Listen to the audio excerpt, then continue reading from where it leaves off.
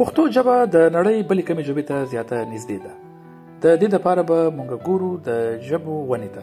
ژبپوهانو ژبې په مختلفو برخو کې ویشلې دي او دې ته یې د ونې یو شکل ورکړی. د دې ونې یوه برخه انډو یورپین یا انډو اروپایي نومیږي چې د دې دوه غټې برخې دي چې یوې ته اروپایي برخه وایي او په دې اروپایي برخه کې د اروپا کې چې څومره ژبې ویل کیږي لکه اسپانوي، پرتګیز، ایټالوي، انګریزي، جرمني، یوناني وغیره وغیره دا پکې شامل دي.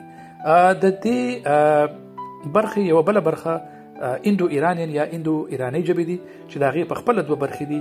یوه د انډو آرین چې هغې کې د هندوستان ژبې شامل دي لکه هندي، اردو، بنګالي، پنجابي، سرایکي، کشمیري، سندي وغیره.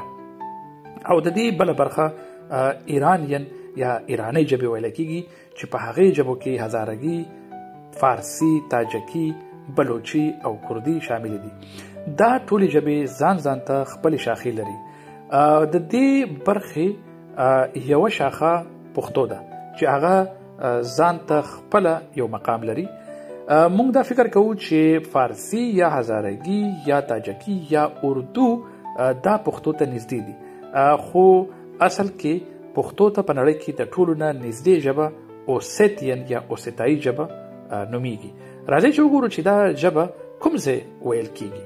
نو د دې لپاره به موږ نقشې ته ګورو. په نقشه کې دا منطقه چې د جورجیا په شمال کې ده جنوبي اوسیتیا نومیږي چې د دې شمالي برخه د روس په مملکت کې راځي او د دې واضحه نقشه دلې ده. دا د جورجیا نقشه ده.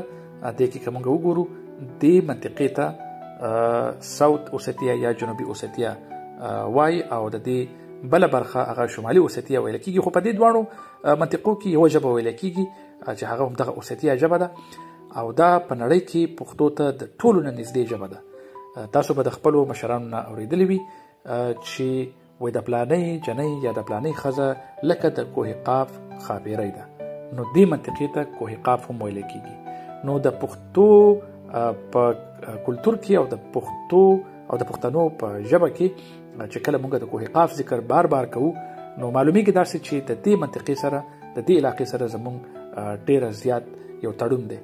نو په دې به نور تاریخدانان او ژبپوهان پوهیږي چې آیا پښتانه د دې ځینه د کوه قاف نه راغلي دي افغانستان ته یا پاکستان ته او که نه د پاکستان او افغانستان نه پښتنو بله برخه راغلي د دې اړخ ته چې ژبه بیا بدله شوې ده د پښتو نه او که نه پښتانه او د دې ځای خلک د یوې بلې منطقې نه راکوټ شوي دي او څوک تللی دي د افغانستان او د پاکستان منطقو ته او څوک راغلي دي کوه قاف ته.